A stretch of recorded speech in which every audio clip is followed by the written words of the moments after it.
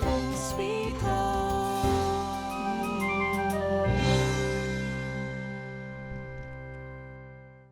Lucy, kunin mo yan. Kakailanganin mo to. Ito yung makakatulong sa'yo.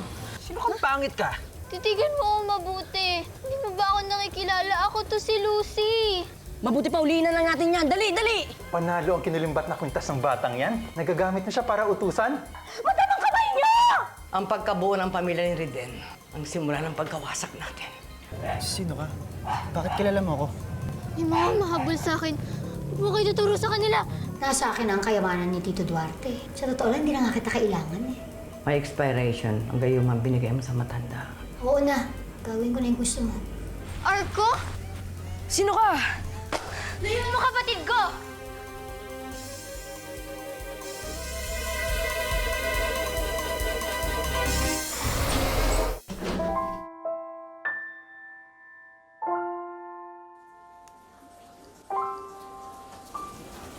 Dulce, ito nga pala yung perang pinaahon sa aking perang ng boss ko. Alam kong kulang yan. Susubukan ko na lang dagdagan. Hayaan mo rin din, pipilitin kong pagkasyahin tong perang to. Gusto ko lang naman kasi yung hindi matigil sa pag-aaral yung mga anak mo. Alam kong mahirap budgetin yan.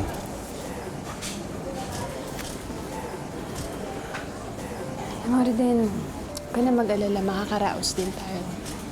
May awa ang Diyos. Huwag ka na mag-isip.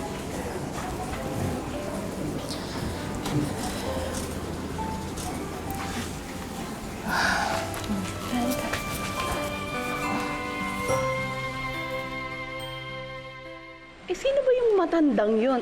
Pumapayag kayong utus-utusan lang kayo. Saan ba yung bahay nun at mahunting nga? Teka nga muna, sandali, Britney. Baka lang naman nakakalimutan mo, no? Gusto ko lang ipaalala sa'yo. Kung sino ka at ano ka. Ha? Huwag mo kinu-question ang mga ginagawa ko. Sorry po, madam. Oo nga po pala, nandito nga po pala ako para may makasama kayo at makatulong. Inaalala ko lang po kasi kayo eh. Buti at alam mo, mahirap kalaban ng matandang yon. Hindi siya ordinaryong nilalang. Isa pa, wala kang karapatang magalit. Dahil malaki ang utang na loob ko sa matandang yun. Alam mo ba dahil sa kanya, kaya ako napapasunod si Tito Duarte? Pero, madam, paano kung kayong mapasunod? Hindi mangyayari yun. Dahil huling hirit niya na yan. Didispatchahin ko na yung matandang Duarte na yan para hindi niya na mabawi sa akin ang kayamanan niya. Ibig niyong sabihin, susundin niya yung sinabi ng matandang bruha? Oo. Sisirain ko ang pamilya na rin. Makikinabang tayo doon. Kaya nga may plano na ako eh. Si Dulce ang gagamitin ko.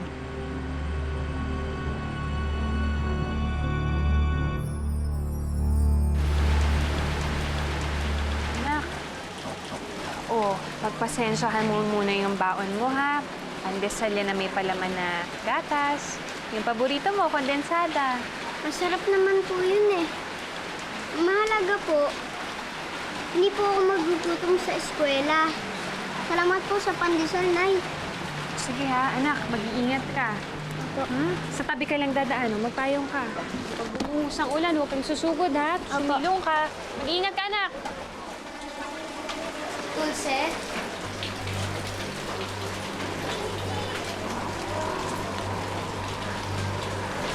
Consilia. Nagpunta ako dito para humingi ng pasensya sa inyo ng mga anak mo. Doon sa nangyari sa mansyon. Pasensya ka na, ha? Hindi kasi kinaya nung maid ko yung aso namin na rendahan. Kaya hinabol tuloy kayo. Kalimba, halika, tumuloy ka muna. Ay, hindi na. Baka makita pa ako ni Ruben.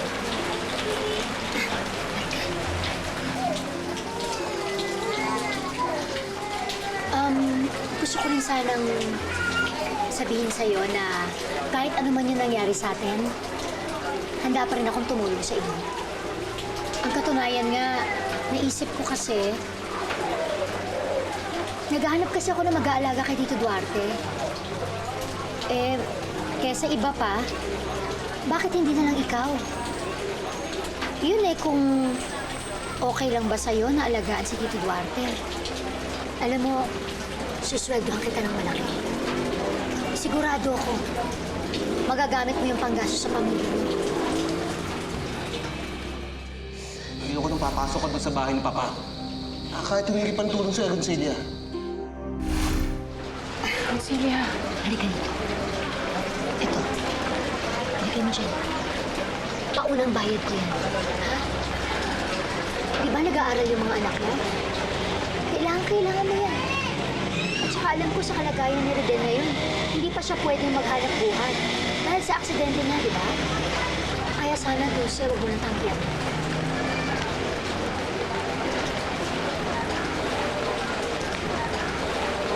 Sige, Agoncilla, pero nakikiusap ako sa'yo. Tatanggapin ko tong trabahong to, pero huwag mong sanang parating kay Reden. Makakaasa ka.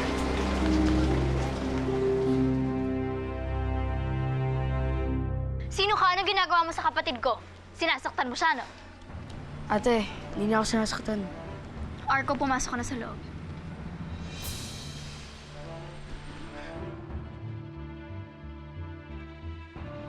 Ikaw yung kamukha ko na galing sa lumang bahay. Sino may sabing kamukha kita? Ikaw, kuba at negra. Samantalang ako, maganda. Hindi ko si Lucy. Ako si Lucy! Sino sa tingin mo ang maniniwala sa isang pangit na katulad mo? Sige nga! Wala ka nang babalikan, wala ka nang pamilya. Ako na ngayon ikaw. Hayop ka! Napakasama mo! Inagaw mo sa akin ang pamilya ko!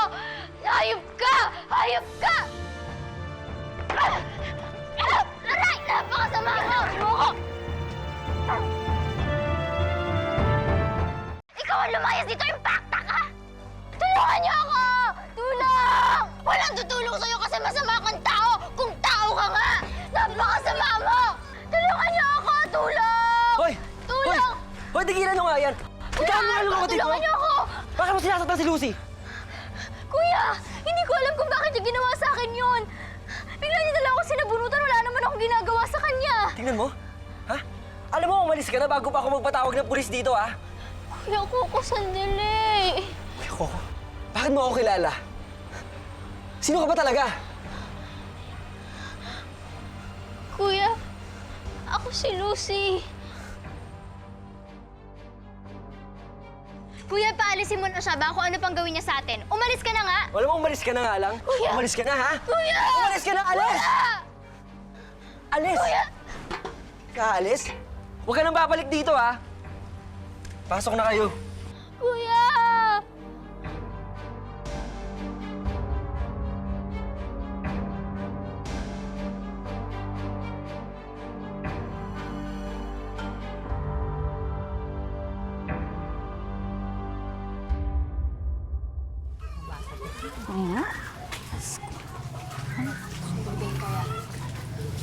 Ano? Ikaw mag-aalaga dun sa biyanan mo? Sa si Reden, mamaya marinig tayo yan. Uy, bakit parang ayaw mo sabihin sa asawa mo? Eh, kasi nga, nagkaroon sila ng hindi pagkakaunawa ang mag-ama. Eh, hirap na. Kaya nga, ito nga, napalayas kami sa mansyon. Yan naman ang pinagtatakpan ko sa inyo eh. Masama ang loob niyo dun sa matanda. Ikaw pa rin naman mag-aalaga. Tiling, kasi nga, kailangan ko ng pera. Susweldohan ako ni Agoncilla sa pag-aalaga kay Papa. Eh, sayang naman yun, di ba? Tsaka ano naman, si Papa naman yung aalagaan ko. Malay nyo, baka yun pa yung maging daan magkaayos yung mag-ama, di ba? Oh, eh gano'n naman pala eh. Bakit hindi mo pa sabihin kay Reden yung totoo? Maganda naman ang motibo mo. Kasi nga hindi nga papayag si Reden. At kabilin-bilinan niya, huwag akong tatanggap na kahit anong tulong kay Agoncilla at bawal kami pumunta sa mansyon. Kabilin-bilinan niya yun. Sayang naman kung di mo papatulan yung Dulce. Eh lalo ngayon, wala namang trabaho si Reden. Hindi magkakapera nga sila. Mag-aaway naman sila mag-asawa. O eh, di wag na sa Diyos Maria Jose po. Eh, ganun talaga, Mare. Minsan kailangan mo magsinungaling. Para naman sa pamilya niya yung gagawin niya. Ewan ko. Basta para sa akin, mas maganda yung tapat kayong mag-asawa sa isa't isa.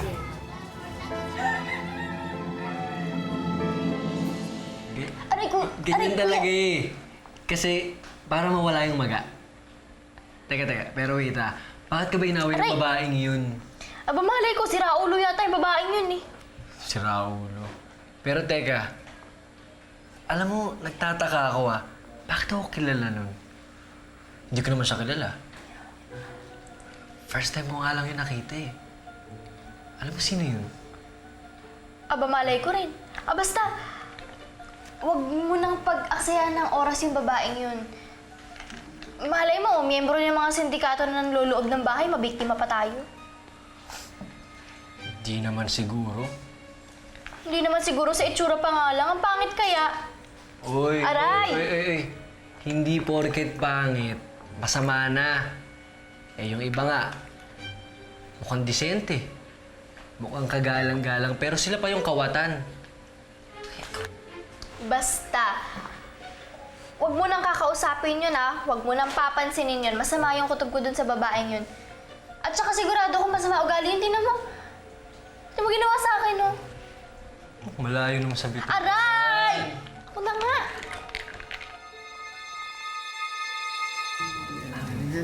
Benji, anak.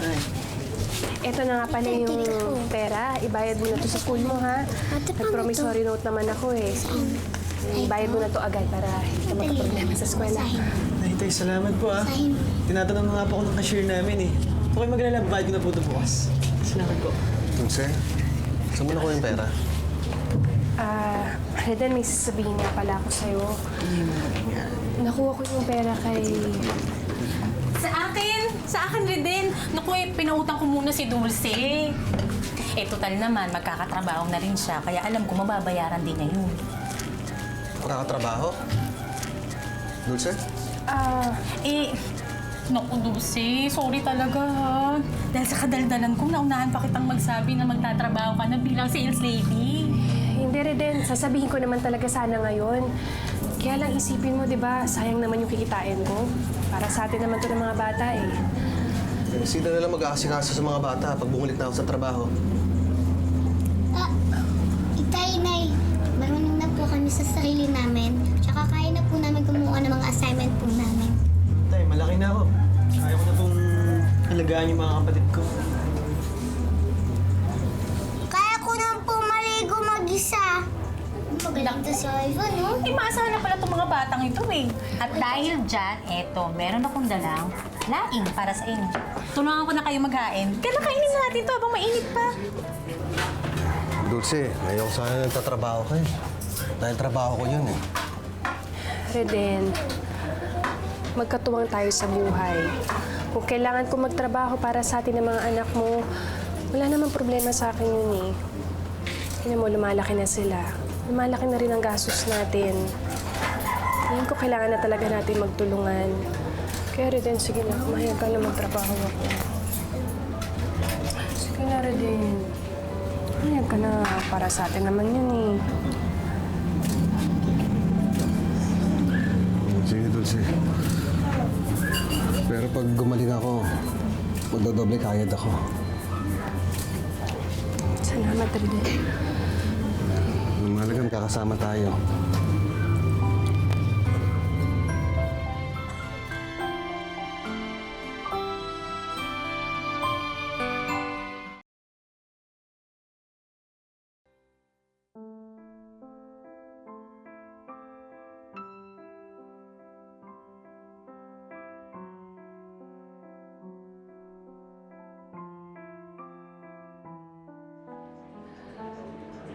Diyos ko.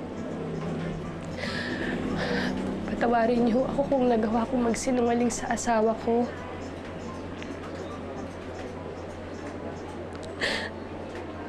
Nagawa ko lang naman ho yun kasi ho, gipit na ho talaga kami.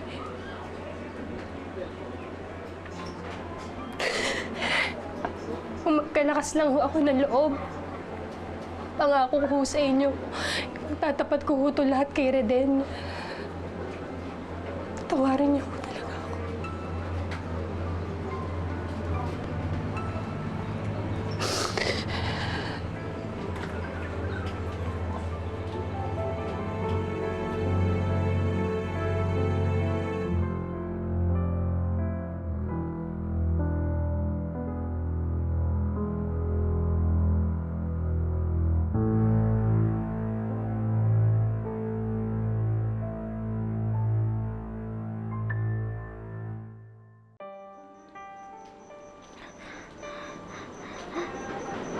Sabi ni Ella,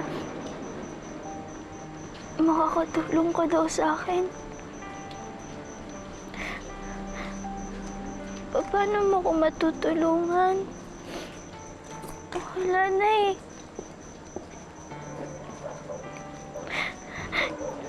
Pinagtabuyan ako ng mga kaibigan ko.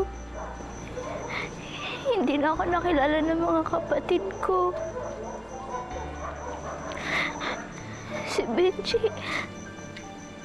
di niya na ako nakilala.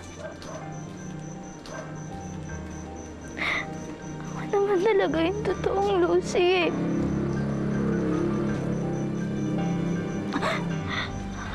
Gusto ko lang na makakatulong sa akin.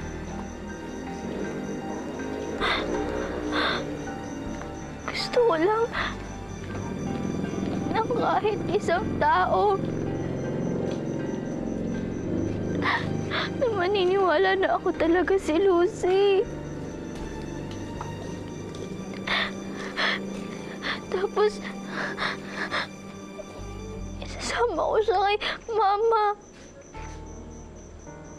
Para sabihin niya na ako nga talaga yung anak niya.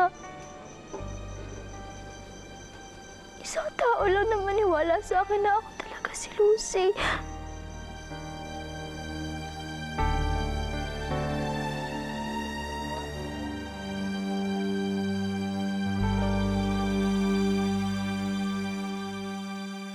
Yung babaeng kubang negra na yan, yung nakita naming lumabas dun sa lumang bahay.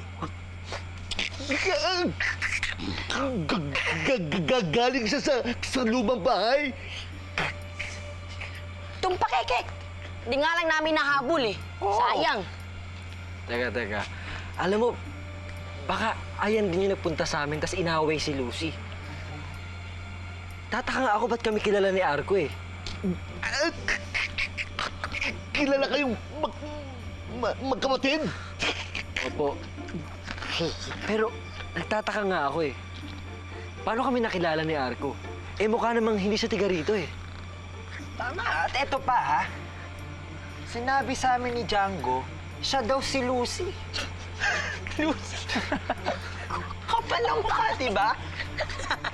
Mukha siyang impacta tapos sasabihin niya siya si Lucy? Excuse me. Kung hindi siya si Lucy, anong pangalan niya? Actually, hindi naman talaga namin siya kilala eh. Pero ngayon pa lang, papangalanan ko na siyang Panignig. Panignig! Cubana, negra pa. Panignig! Hindi kaya siya biktima ng lumang bahay? Kanina pa sabat. Hoy! Mang Sidjo, kanina pa kayo sabat ng sabat sa usapan namin. Hindi naman kayo kasali, ah. Pwede pa, lumayo-layo kayo doon. Kanina pa kayo nangangamoy. Ang baho nyo. Bilis!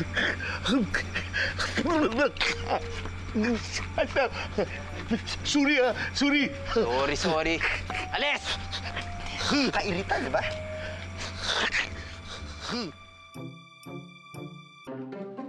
Mag-ingat ka. Nasa labas na si Lucy. Baka masira mga plano mo.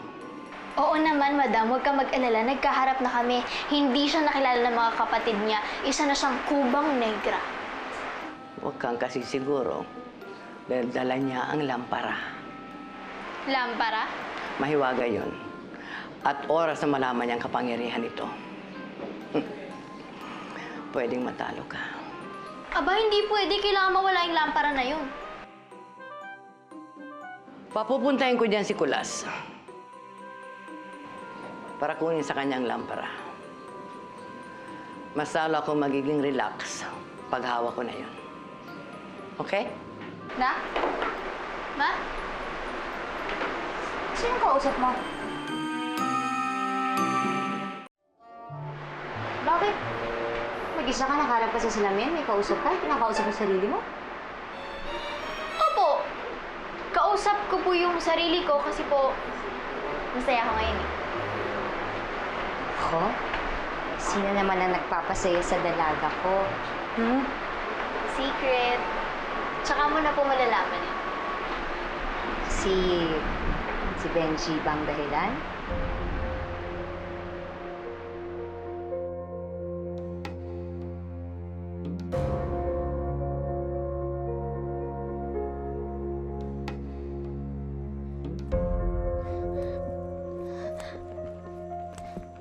Ale, hingi naman po ako ng pambili ng pagkain. Malis ka nga dyan! Ang baho-baho mo! Baho-baho eh. Balot! Balot! Balot po kayo! Balot! Manong, hingi naman po ako ng pagkain. Umalis ka nga dyan. Baka malasin pa ako ngayon eh. Hirap-hirap makapagtinda ngayong gabi. Balot!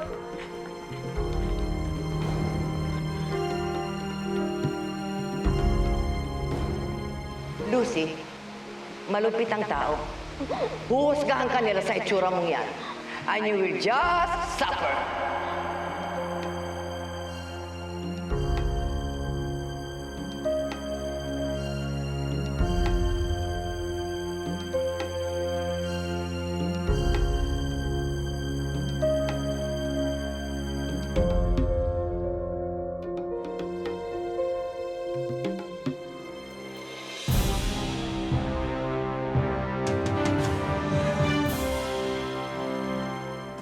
Kinuha kita dito, susweldohan ka para alagaan si Tito Duarte, hindi dahil sa manugang ka niya. Alang-alang sa pamilya ko, mga anak. Titiisin ko lahat. Alang-alang kay Reden na alagaan ko ang papa niya. Ba't ganyan yung tsura mo? Parang namatanda ka. Nakakita lang po ako ng aso. Naalala ko lang po si Lucy. Dahil po kundi dahil sa kanya, baka po aso pa rin ako hanggang ngayon.